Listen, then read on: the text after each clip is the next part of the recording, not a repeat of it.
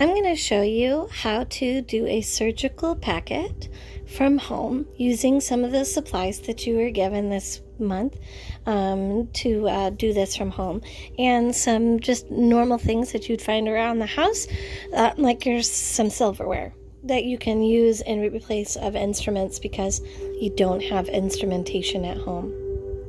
You're going to use, you can use your tidy towels for this exercise, or you can use a hand towel. You're going to want an indicator strip because we need to know that the inside of the packet has been sterilized properly.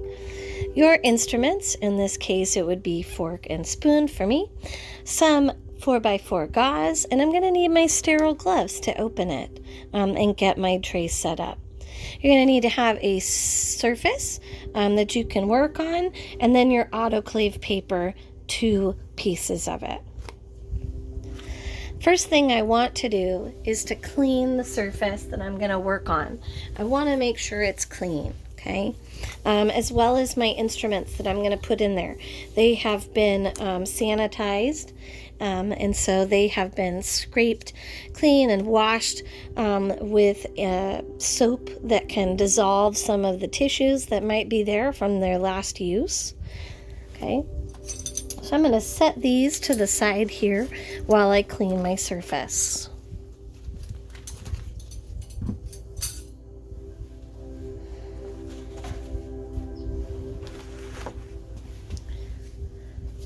Wipe my surface down so it's nice and clean to work from. Okay, set that aside. I want to use gloves when I'm using any kind of sanitizer because it will break down the tissues of your hands, and your hands are the most important object on your body as a healthcare worker, and we want to keep that skin healthy and not dried out. First, I'm going to lay down my 2 layers of autoclave paper, and I want to put them in a diamond shape. I want it to be a little bit more of a tail in the back end than in the front, so slightly off center. Next, I'm going to start placing my instruments.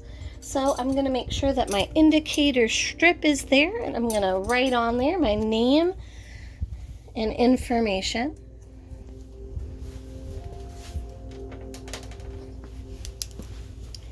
Date 4/28 and my initials. I'm going to lay down my towels because I want to build this nice section that I'm going to put my instrumentation on. Then I'm going to put my instruments. Now I like to do them crisscross because some instruments can be sharp, much like your fork there, and can rip through the paper. So I like to put them in this kind of position when I have multiple instruments to protect the paper from ripping as I tighten it. So I'm going to leave that there.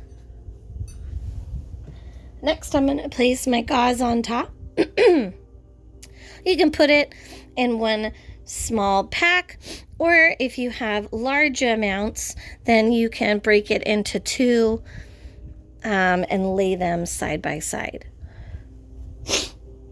Now that I have that together, I can start wrapping, okay? I'm going to take my first layer of paper, okay? Just one first. This guy goes from the bottom up, and I want to get it all the way to the edge of the surface of where that towel is and those instruments. And I have to make a lip for me to grab back, so I'm going to pull that back like this, so I have something to hold on to when I open it. Then I'm going to go to the right. Now I like to tuck in a little bit on the side so it makes the wrap easier.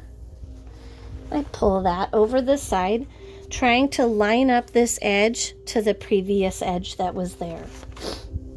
Straighten that out. I have to make another lip for me to hold on to when I open, so I'm going to fold this edge back. Now I'm going to repeat the same process with the left side. Fold all the way over till I get to the edge of my instruments, trying to keep this edge clean. straighten out that and provide a lip for me to pull back on. Now I'm going to come from the top, and I'm going to kind of move these in a little bit so that it gives me something nice and clean. I'm going to go over the top, okay? And then I'm going to take this and tuck it in to those little folds that I made down here. And I'm going to also have a little tail for me to grab onto when I open it. Okay, everything inside this patch will be sterile, and this will be the base of our sterile tray. Now I repeat the process of wrapping one more time, starting from the bottom.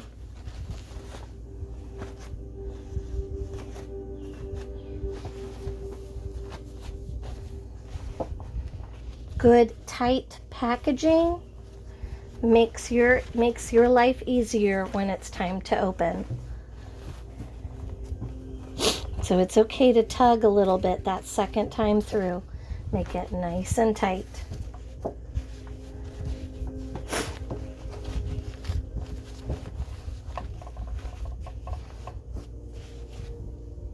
Now to the opposite side.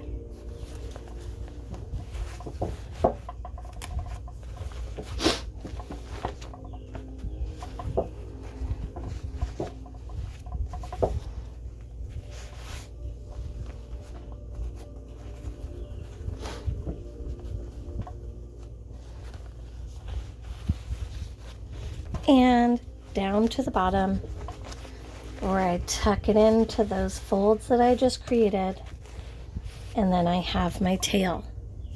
This is when I get my tape,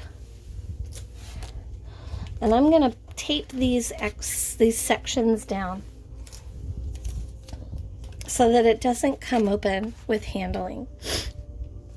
Now, on the autoclave tape that's here, when it has seen enough steam, this will change color, and these lines will no longer be white, they'll be black.